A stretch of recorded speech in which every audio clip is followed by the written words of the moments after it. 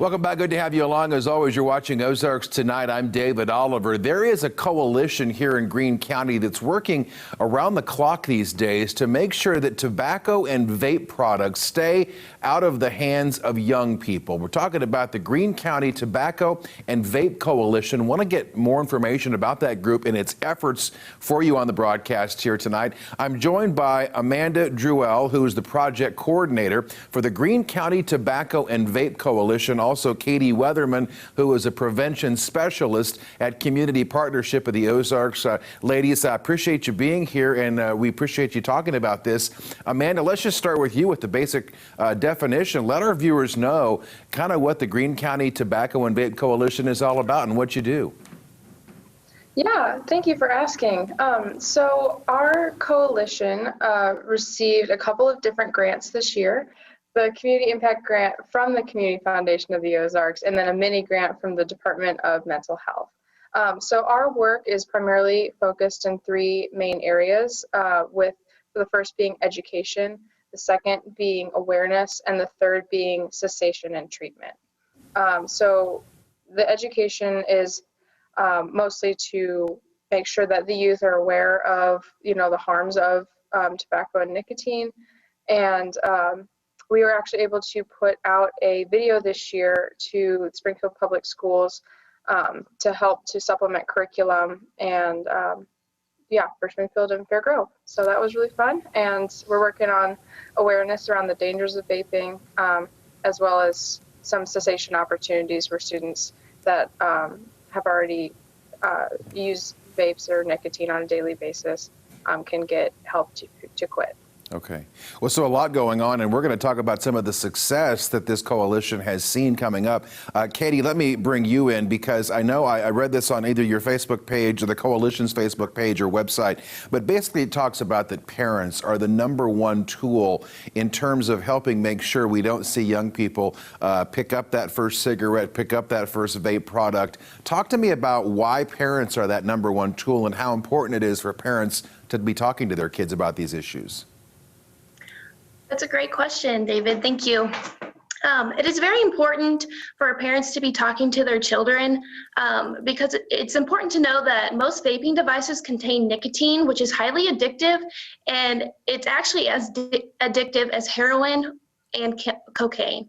And nicotine exposure, it can harm brain development, which continues until about the age of 25, and it can negatively impact learning, memory, and attention, increase the risk for future addiction to other drugs in the future.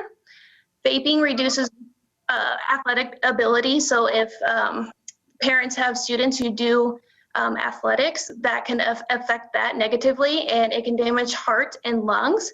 And e-cigarettes contain more than 40 potentially harmful chemicals. So it's important for parents to be talking to their children, and how they can do that is just to create a safe, open, and comfortable relationship to talk to their child, talk to them about the harms of vaping early and often, make it clear that they care about their health and that they don't approve of them using these vaping products.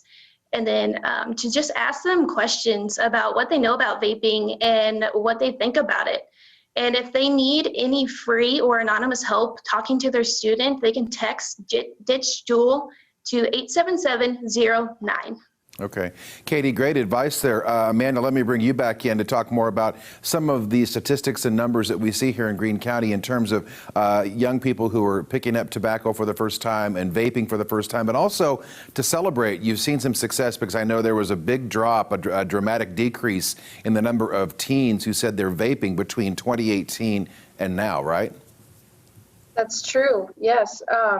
So we were able to find that we had between 2017, since 2017, about 1/2 of Missouri's 12th grade students and almost 1/4 of the 8th grade students had reported that they were using the products in 2017. And now with our most recent survey at the beginning of 2020, before schools were closed, we found that 11.2% of students were using an electronic cigarette, and 3.9% of students were using tobacco, which is like cigarettes or chew, within the last 30 days. So that is a significant decrease in percentage, which is a great thing that we're celebrating. We're pretty excited.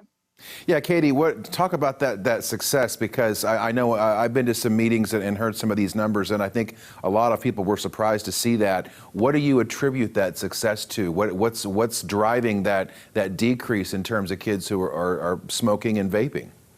Yeah. So the 2020 Missouri Student Survey did show a 20% reduction in students who are reporting using vapor products compared to that 2018 report, like Amanda had said. And one major contributor to that is the SAVE program, which stands for the Springfield Area Vape Education Program. And that's a comprehensive lesson to address the dangers of vaping. And the curriculum is integrated into Springfield Public Schools in their health curriculum, actually, for all 6th through 9th grade students. And the second major contributor was the passage of Tobacco 21 in Springfield. Remind us what that Tobacco 21 effort was all about. I know it made some big changes here locally. Yes, so Springfield has recently passed a city ordinance that has the minimum age of 21, so nobody under the age of 21 can purchase tobacco products.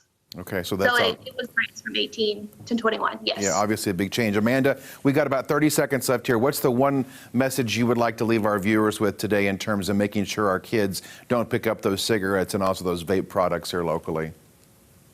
I think that, education and awareness are two of our major pillars, and making sure that kids know, it's not just a cool thing to do. It's something that they, can really definitely harm their body, and that parents should be keeping that safe space for them to be able to have those conversations and make smart and healthy choices. Yeah, so again, it goes back to the parents having those conversations. All right. Amanda Druell and with the Greene County Tobacco and Vape Coalition, and Katie Weatherman, a prevention specialist with Community Partnership. Ladies, I appreciate your time. Thanks for being with us, all right? Thank you. Okay, we'll have more Ozarks Tonight here on the broadcast after this quick break.